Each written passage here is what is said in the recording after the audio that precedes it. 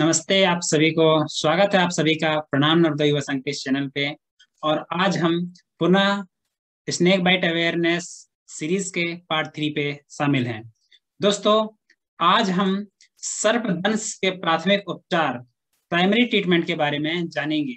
यदि अभी तक आपने हमारे चैनल को सब्सक्राइब नहीं किया है तो चैनल जरूर सब्सक्राइब करें और नीचे दिए गए बेल आइकन को जरूर दबाएं। दोस्तों, मैं अभी आप सभी के सामने ये जो प्रेजेंटेशन है वो बता रहा हूँ। यदि इस बीच आपके कोई सवाल है तो आप हमें कमेंट बॉक्स में कमेंट करके पूछ सकते हैं। तो दोस्तों, यह हमारा जो सीरीज चल रहा है, इस पे यदि अभी तक हमारे जो दो पहले सीरीज आ चुके हैं, भाग आ चुके हैं, उनको अभी तक आपने नहीं देखे हैं तो उनको जरूर देखें। क्योंकि यदि आपने पहले के जो दो भाग हैं उनको नहीं देखे हैं तो आपको ये तीसरा भाग बहुत ज्यादा फायदा नहीं कर पाएगा। तो इसलिए हमें जो पहले दो भाग हैं उनको जरूर देखना चाहिए। तो आइए हम जानते हैं कि यदि किसी को सांप काट देता है तो सबसे पहले क्या करना चाहिए उस व्यक्ति की जान बचाने के लिए। आप चाहें तो पेन कापी रख सकते हैं या बहुत ध्यान से इस वीडियो को देख सकते हैं। यदि आपके कोई सवाल हैं तो आप हमें कमेंट बॉक्स में कमेंट करके पूछ सकते हैं। सो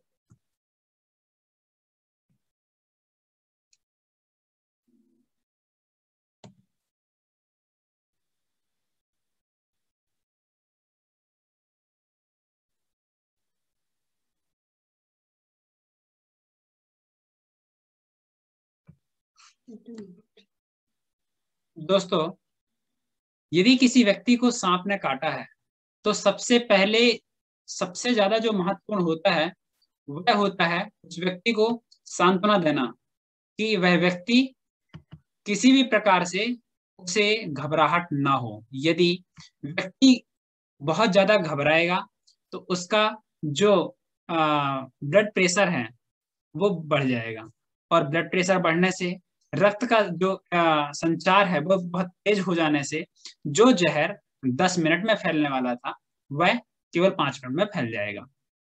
तो व्यक्ति को सांत्वना दें, उसकी साहस बढ़ाएं और उसे यह कहें कि आप नॉर्मल रहें, सामान्य रहें, कोई घबराने की आवश्यकता नहीं है। यदि ऐसा होगा तो वह व्यक्ति, उसका जो ब्लड प्रेशर है वह सामान्य रहेगा, तो जो खून का संचार है, रक्त का जो संचार है वह सामान्य स्थिति से आगे बढ़ेगा और जहर अपने बहुत धीरे स्थिति से ही फैलेगी। और क्या होगा, तो व्यक्ति घबरा जाता है, अब तो सांप काट दिया, सांप काट दिया, अब क्या होगा, अब क्या होगा। इस तरह की घबराहट में जो रक्त का संचार है वो बढ़ जाएगा, तो जो खून है वह पूरी बॉडी में सबसे पहले हार्ट में आएगा, फिर वहां से जाएगा।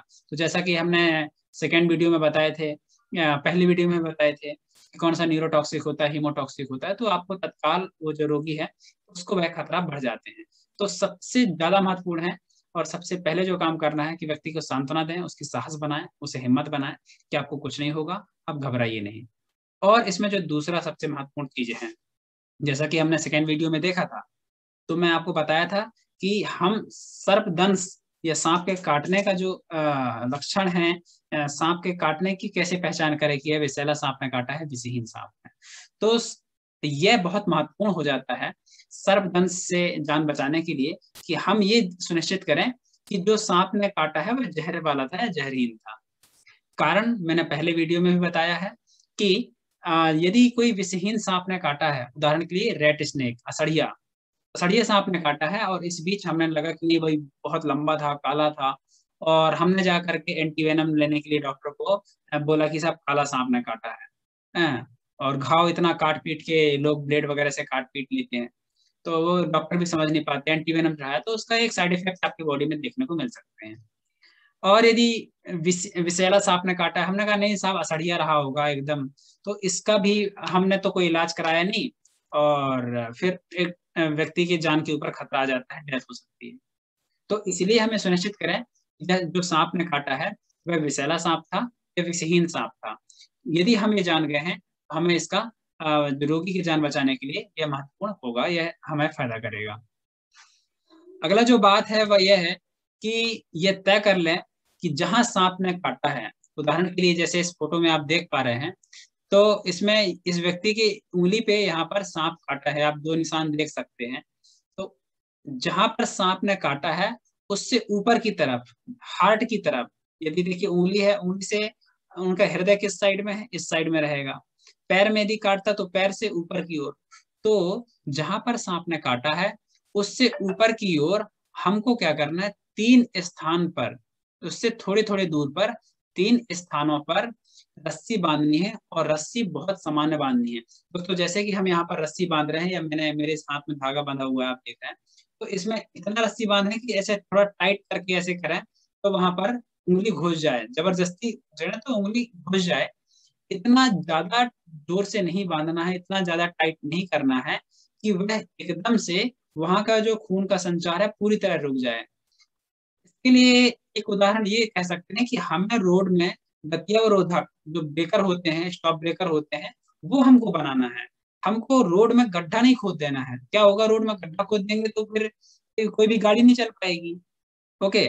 वैसे ही यदि हमने बहुत जोर से इसको बांध दिया है हाथ को, तो किसी भी हालत में वह खून का संचार नहीं होगा। हाँ, अब आप कहेंगे साहब कि जहर वाला खून तो संचार नहीं हो रहा है, तो इससे अच्छी बात क्या है? पर नहीं, इसमें समस्या ये है कि देखिए, जो जहर पूरे शरीर के लिए काम कर सकता था, वह केवल एक उंगली या एक इतने से भाग के लिए काम करेगा। तो उसका नकारात्मक परिणाम यह होगा कि इस हाथ में बहुत ज्यादा सूजन, और यदि वह ये हीमोटॉक्सिक है, जैसे कि रसल्स वाइपर का है, तो उसपे ये हड्डी में गलन शुरू कर देगा। ऐसे बहुत सारे केसेस हैं, मैं मेरे पास फोटो है, यदि मैं लगाऊं तो शायद मन विचलित हो सकता है, इसलिए वो फोटो हम यूजुअली लगाते नहीं हैं। तो बहुत सारे लोग उससे घबरा जाएंगे। पर ऐसे ऐसे हमारे पास रोगी हैं, पेशेंट हैं, कि हमने देखे हैं कि जिनको स्नेक बाइट करने के बाद वो बहुत जोर से बांध दिए और उनका पैर सूज के इतना हो गया, तो वो सूजन आ जाती है, शरीर फटने लगता है, बहुत सारी कॉम्प्लिकेशंस होती हैं, समस्याएं उभर के आ जाती हैं। इसलिए कभी भी रस्सी बांधते समय एक विशेष बात का ख्याल रखना है कि हमें रस्सी बहुत ज्यादा जोर से नहीं बांधनी है, बहुत ज्यादा ढीला भी नहीं बांधना है, हमें एक सामान्य बांधना है ताकि खून का संचार थोड़ा कम हो। इसलिए मैं कहता हूँ कि 3 स्थानों में, कम से कम 3 स्थानों में आपको रस्सी बांधनी है। अगला जो है कि रस्सी हमने बांध दिया, इसके बाद हमें क्या करना है कि हर 10 मिनट में उस रस्सी को थोड़ा सा ऊपर नीचे कर दें, ताकि खून की जो संचार है वह पूरी तरह स्टॉप ना हो जाए, नहीं तो वह अंग को नुकसान पहुंचा सकता है। कई बार देखने को मिला है कि ऐसे रोगियों के अंग को काटने भी पड़ गए हैं। तो हालांकि यह बहुत रेयर होता है, बहुत कम होता है, किंतु हमें इस तरह की चीजों से बचना चाहिए। तो रस्सी बहुत ज्यादा टाइट ना बांधे, 3 स्थानों पर बांधे, हर 10 मिनट में उसको ऊपर नीचे करते रहें।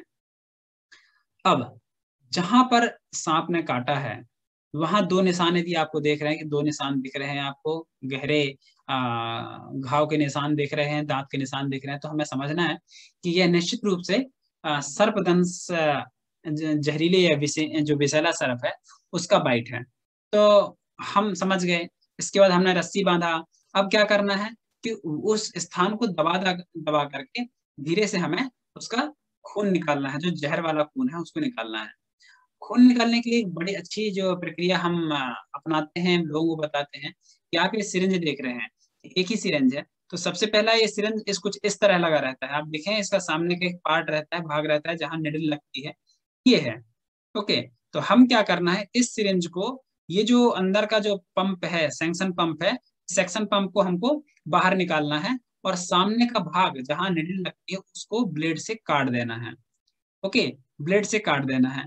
अब ये पूरी तरह, ये सामने से खुला है, इधर से खुला है। ओके, तो इसके बाद क्या करना है, इस जो सेक्शन पंप है इसको उल्टे साइड से कहना चाहिए, कि इस तरफ से, आप ये देख रहे हैं जिधर हमने काटा था, निडल लगने वाले स्थान है, इस साइड से हमने इसको डाल दिया, और जिधर से पहले हैंडल था उधर हमने ये सेक्शन क्रिएट किया। इसके बाद हमें क्या करना होगा, जहां पर सांप ने काटा है, जहां स्नेक बाइट हुआ है, उस स्थान में इस सिरिंज को लगा करके आप जोर से यदि खींचते हैं, तो एक वैक्यूम बनता है, एक प्रेशर क्रिएट होता है। और चूंकि ये जो भाग आप देख रहे हैं, जो हैंडल वाला भाग होता है, यह उस चमड़ी में, हमारी सतह में, हमारी त्वचा में लग करके एक जबरदस्त प्रेशर क्रिएट करता है, एक दबाव क्रिएट करता है, और जब आप इसको खींच रहे होते हैं तो उसके साथ एक बहुत ज्यादा मात्रा में आपका खून बाहर आता है। वही खून जो जहर जिसमें जहर शामिल था। ये खून निकालने के लिए एक अच्छी प्रक्रिया है। बहुत सारे लोग जल्दबाजी में, कुछ लोग भावनात्मक रूप से कमजोर होते हैं या भावनाओं में बह करके वो मुंह से खून निकालने की कोशिश करते हैं, जो कि बहुत घातक साबित हो सकता है। रोगी की जान तो जाएगी ही, बचाने वाले की जान भी जा सकती है। तो इस तरह की हरकतें ना करें। जब हमारे पास ये 5 रुपए 10 रुपए का जो ये सिरिंज है, ये उपलब्ध होता है, तो इसको हर हर व्यक्ति अपने घर में रख सकता है। और यदि आपको चाहिए तो हमारे पास भी इसका स्टॉक है, हम लोग भी उपलब्ध करा सकते हैं। तो इस तरह की चीजें हैं, इसको हमको घर में रखना चाहिए। सर्पदंश के लिए एक बहुत ही यूजफुल एक इक्विपमेंट है ये। आगे हम चलते हैं।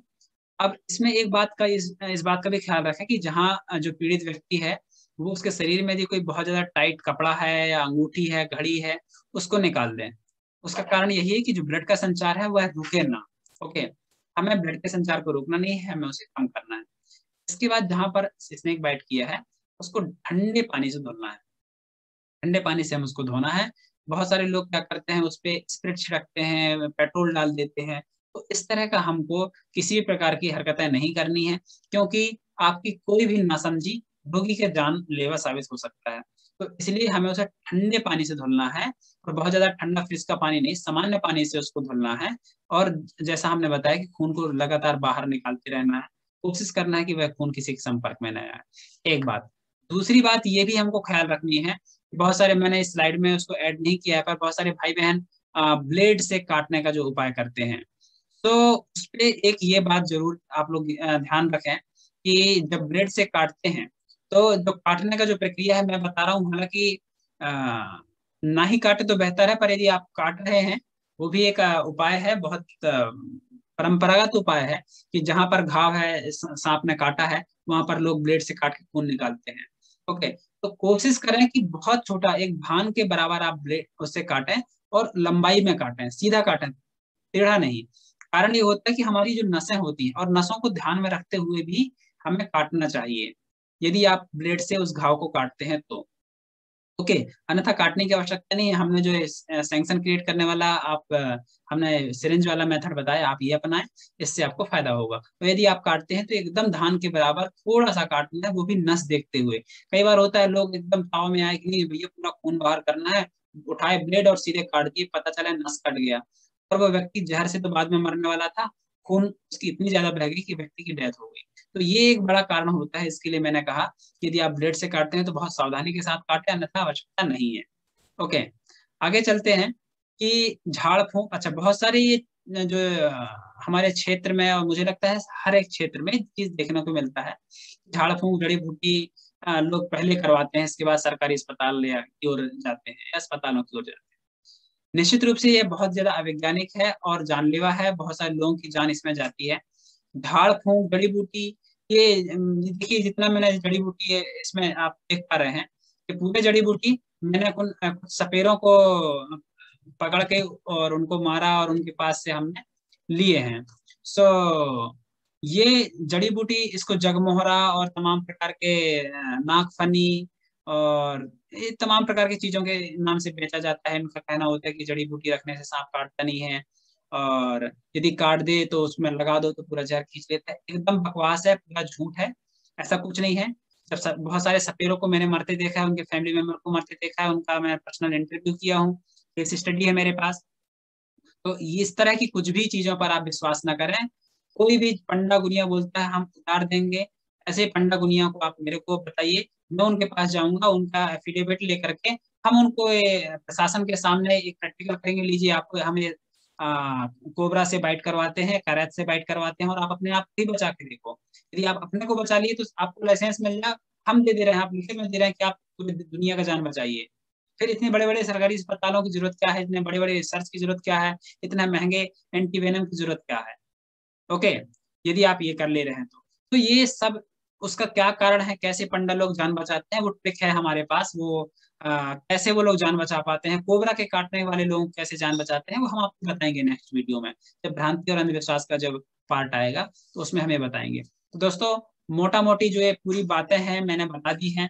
अभी भी यदि आपको लगता है कि कोई सवाल है जो छूट गया है, तो आप मेरे से सवाल कर सकते हैं, और इस कमेंट बॉक्स में कमेंट करके पूछ सकते हैं।